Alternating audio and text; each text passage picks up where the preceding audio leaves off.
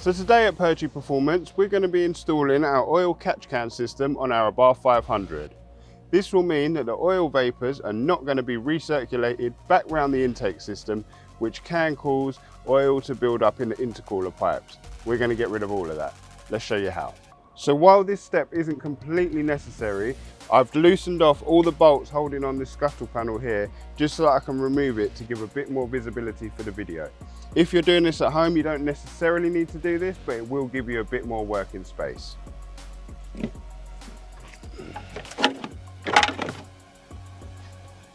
So the main area we're going to be focusing on at the moment is here. We're going to be removing this piece, which then has the outlet from the top of the rocker cover. We're going to be attaching a pipe to that, which is going to run to our catch can, which is going to be mounted back here, and then we'll run all the other pipes. We'll show you how to do that. Okay, so the first step, I'm going to just remove the Jubilee clamp here that's holding on the breather pipe to the induction system.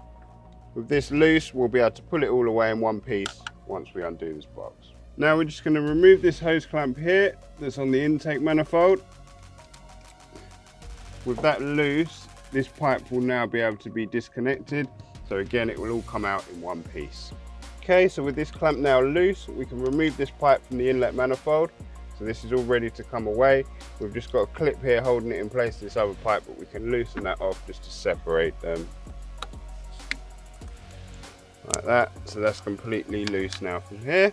The next step is we're going to remove the bolts holding this piece here on top. So it's 3 10 mils. Just note when removing these, there's 2 of the same size and there's 1 longer one. The longer one goes through the bit here with the bracket. We're now going to remove the 2 10mm nuts holding on this bracket. And now this piece is completely loose, we should just be able to pull it up, like so. And there we go, that's completely removed. Now we're going to install this piece here. This just goes back into the hole in the rocker cover. There's a seal around the edge of it, so just when you push it in, make sure you feel it push down nicely. And then there's a bolt hole here, which will line up where the bracket was before. So with that piece in, we can now reinstall the bracket. Remembering to use the longer bolt here.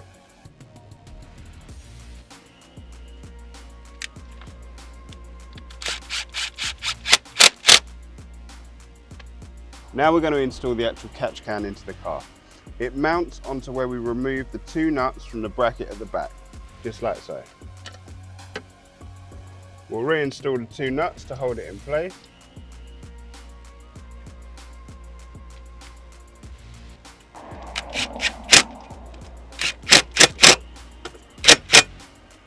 Now we're going to install this piece here onto the top of the part that we mounted on the rocker cover. This is what will allow us to connect a pipe from here to the catch can. I'm just going to do it up loosely for now so that I've still got some movement so I can position it exactly at the angle I need it to run the pipe as neatly as possible. So here we have the silicone pipe. We're actually going to cut this into 2 pieces as we're going to have one going to the catch can and one from the catch can. First I'm going to install the one going from the rocker cover to the catch can so then I can cut it to the right length. Let's do that now. Push the pipe onto the piece here. Make sure it goes all the way on and then secure it with a Jubilee clip.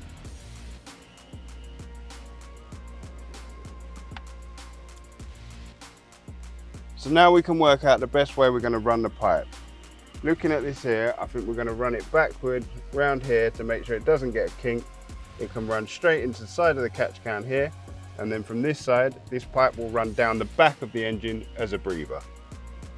So we're going to cut the pipe.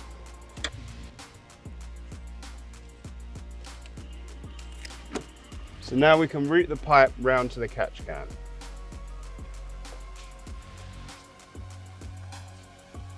Making sure we don't have any kinks in the pipe, and then use a Jubilee clip to fasten it to the catch can.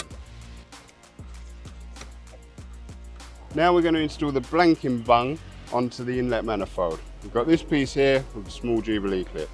Just slide this over onto the inlet manifold and then tighten up the Jubilee clip to secure it.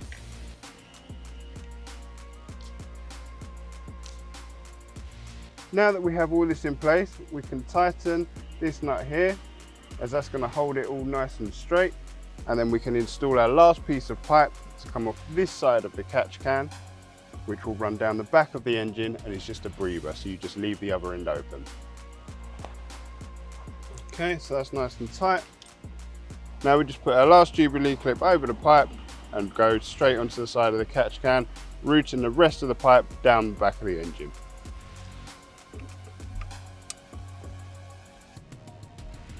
And then we can just tighten up the last Jubilee clamp. Okay, and that's our install all done. We just got to put back together the scuttle panel, and now all we need to do is remember to check the oil level on the catch can every now and again. You do have an indicator on the side, and obviously you want to make sure you empty that out before it gets too full.